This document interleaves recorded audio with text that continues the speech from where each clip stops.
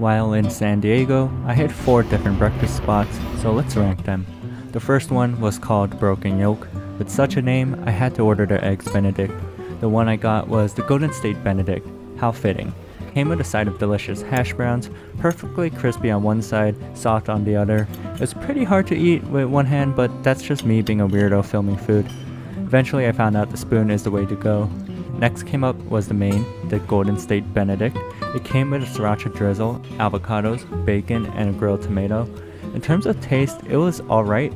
Even though I am not the biggest fan of tomatoes, they were pretty good, which is good because they dominated the entire dish. I do wish there was more meat on it. I think taking out the ham that's usually in the Eggs Benedict is not the way to go, but I definitely would recommend it, just not a dish for me.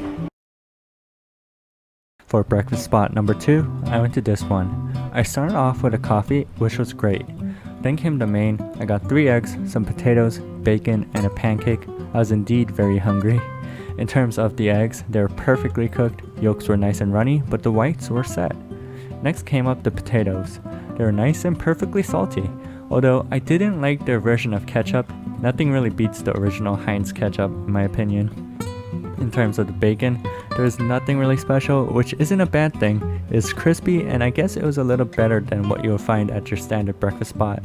I definitely liked dipping it more into the maple syrup.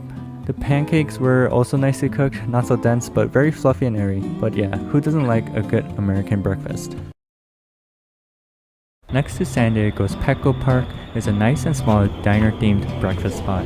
This is breakfast spot number 3. Let's see how good the food is. I ordered the chicken fried chicken thinking it was a fried chicken sandwich, but no, it was actually a chicken fried steak. However, I'm always down for something unexpected, so let's dig into it.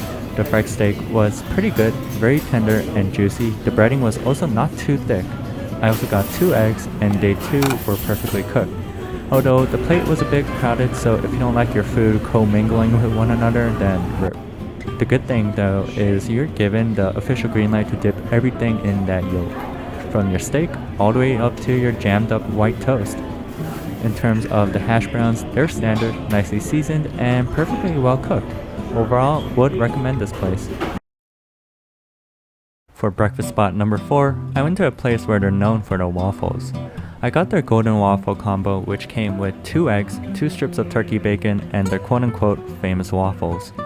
Cutting into the waffle, I already knew it was extremely fluffy, and after tasting it, I was low-key blown. It wasn't bready at all, but very light, almost like a donut. In terms of the turkey bacon, it was alright. I would have preferred normal bacon, but it's whatever. Also, maple syrup and bacon is the way to go. Anyways, back to this waffle. It is very good, good on its own, or with bacon, even dipping it into yolk. Speaking of yolk, the eggs were perfectly cooked.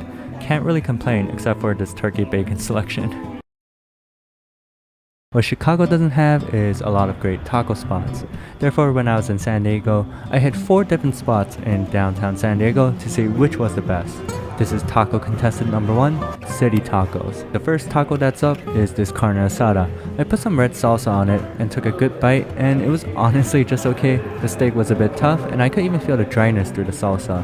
There were a lot of tomatoes, which was interesting, but maybe they did that on purpose to hide that dryness of the steak.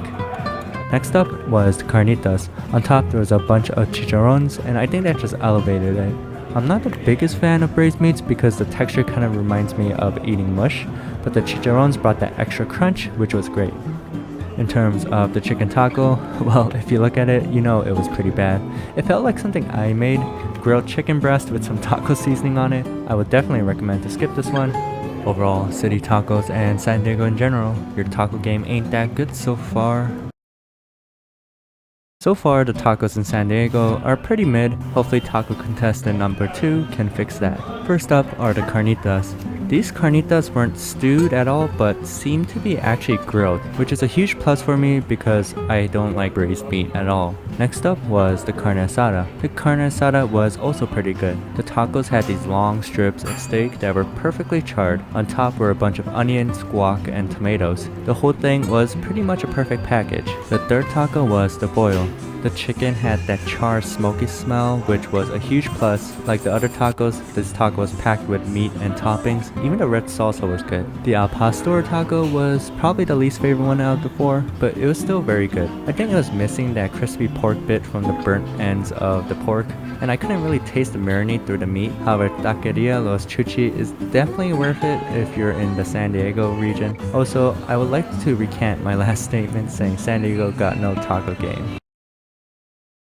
One thing I'm missing from my San Diego taco adventure are the fish tacos. Therefore, I went to taco contestant number 3 to see if the fish tacos here are truly legendary. The first taco I tried was the carne asada taco. This taco was pretty good. I mean, the steak tasted more like a steak from a steakhouse compared to your usual chopped up bits of beef. However, there was a decent amount of onions and guac, and overall the taco was pretty good. Next up was the al pastor taco. To be honest, I'm always unsure if I like carne asada tacos over al pastor tacos. However, recently I've been leaning more towards al pastor tacos due to them being more consistent from place to place. This al pastor taco specifically was pretty good even with the pineapple slices that I removed. The pork bits were nice and charred and were nicely marinated, perfectly sweet with a hint of spice. When I hear of San Diego, I always think about fish tacos, and after trying this, I did like it. It was much lighter and fresher. You can see the grilled fish that was not fried, which I appreciated, and the slaw on top was on the spot.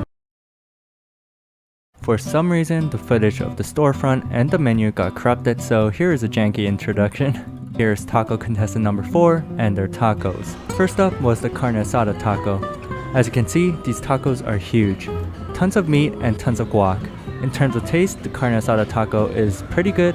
I was worried the meat would be tough because the meat was cut into long strips and not into small bits, but it was perfectly tender and seasoned. For the last bite, I had to go in with a spoon.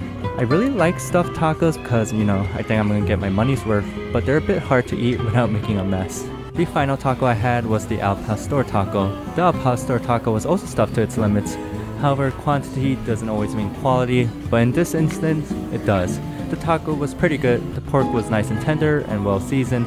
The sharpness of the red onions and the acidity of the salsa really cut through the richness, bringing a very balanced taco. Overall, I can't wait to go back to San Diego for all the tacos.